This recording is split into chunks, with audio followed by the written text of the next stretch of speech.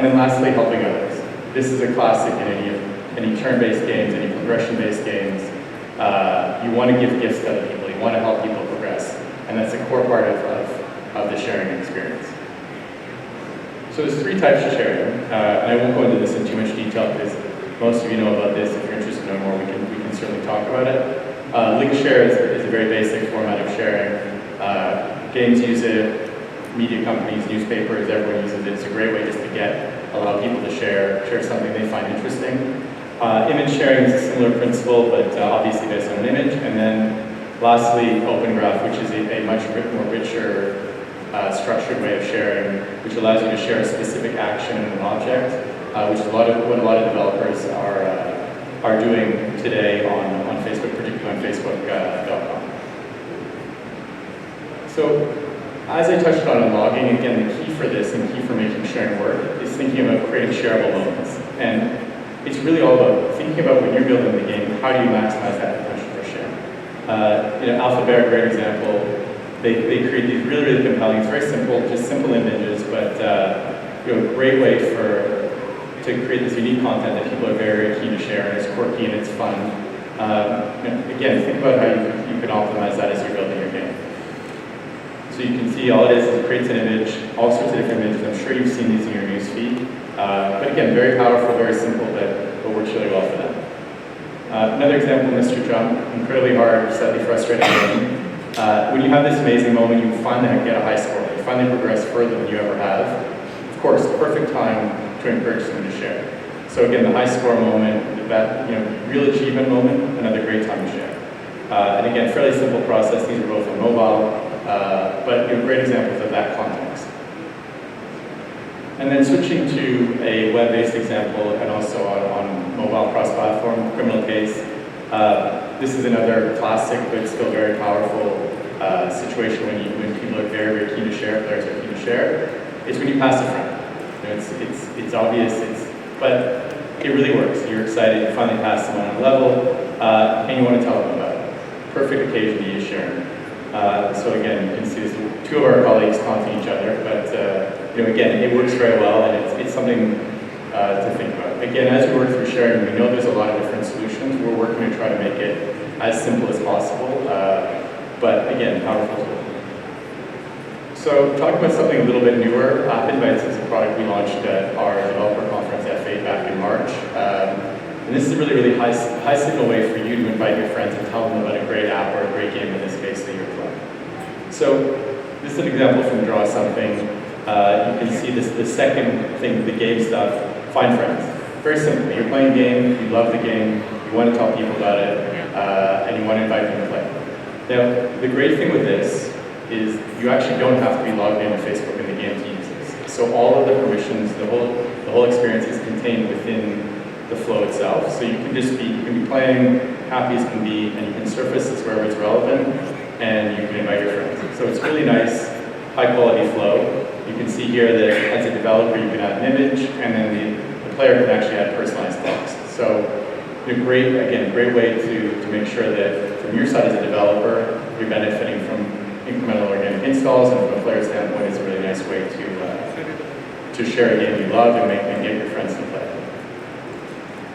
So App Analytics, again, not player-facing, no one sees it, but as all of you know, when you're building games, it's a core part of building a successful game. You have to know what people are doing, and you have to understand in all the little details what's happening within your app. So we've spent a lot of time on this in the last year or so, and it's a big area of focus for the broader platform product team, is really figuring out, investing heavily in analytics and really trying to figure out how we can provide a market-leading and most importantly free analytics service. It's built off what used to be Facebook Insights for those who build games on Facebook.com. It also is powered by app events. You've probably heard us talk about that, which are a series of things tracking, basically ways you can track any different event in your game, any different experience in your game, from the install to, in this case, you can see, I'll show you purchases. There's a bunch of different things you can track, and the idea is really that this allows you to track anything that's happening in your game and understand what's happening. So when we talk about analytics, this is just a range of what we actually include in the experience today. So I mentioned the event-based segments, you can create all sorts of custom segments, funnels, cohorts, and then this is all very closely and tightly integrated with our ad product solution. Before I get into more detail, it's really important to call out that there's two big things we're focusing on that we hope differentiate and make this a complementary and powerful service. One is demographics, because obviously we have a lot of demographic data on our users, and you as a developer can benefit from that and actually see real demographic information. And of course, cross-device measurement is an important one for us that we can provide. So looking at the event-based metrics, again, you can track, this is a simple one, you can track up to 300 different app events. So anything you want, anything through the funnel, any sort of particular event, you can track it. You can look at anything, this is a specific purchase metric that someone has implemented. Again, great way to really have a good sense of what's happening in the app.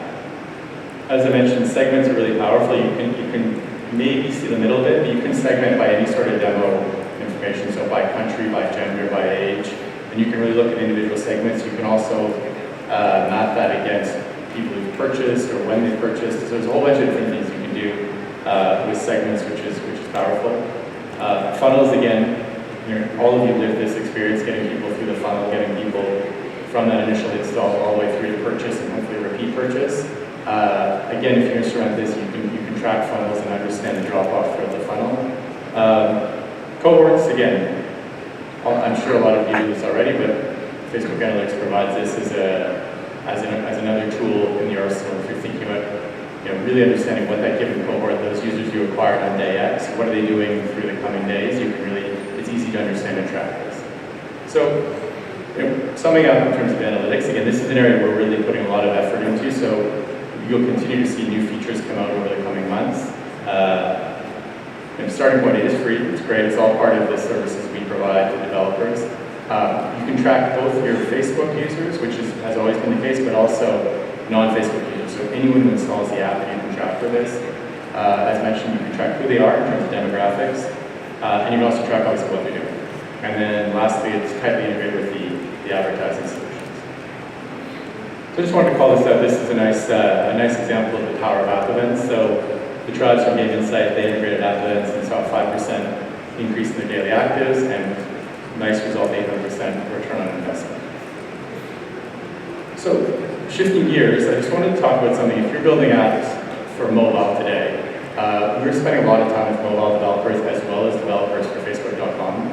And one of the things we're working on doing, and there's a lot of technology solutions that are being built that make it way easier to bring your mobile game to desktop and to web in general. And we're really excited. We continue to invest a lot of effort in this. One of them, obviously, Unity. You heard Oscar from Unity talk earlier. We've been partnering with Unity for the last 18 months or 2 years to really try to make sure we can optimize that experience and bring a Unity game to web. And we're really excited. We've just released the SDK, the latest SDK that supports Unity 5. So WebGL is now available, and this is a perfect example. Pirate Kings from Jelly Button, Israeli developer, now live using WebGL. More games coming. So again, if you're thinking about you're building on mobile Unity, great opportunity to bring your game to Facebook.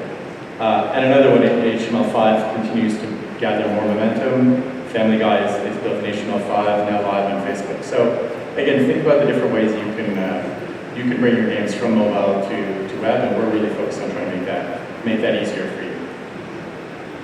Lastly, I just want to touch on FB Starts, a program we launched a little over, it's about a year and a half ago, designed for startups at varying stages, and it provides a bunch of different, basically services and promotions and things that will help you get started as a developer. So we have 3 different tracks. I'd encourage you to look at fbstart.com. You can see there's basically very, very early stage pre-launch, there's Bootstrap and an Accelerate track. And what you get is a combination of value both from Facebook and third-party partners. And it's really different things that you need when you start your company. So I encourage you to have a look. If you're interested, definitely apply. There's lots of value for various stages of startups. So that's it for me. In terms of platforming, really think about the three big pillars. We have a bunch of tools. The goal is really, and our mission is to help you build great games, whether it's on mobile or whether it's on web or both. And thank you, and enjoy the rest of the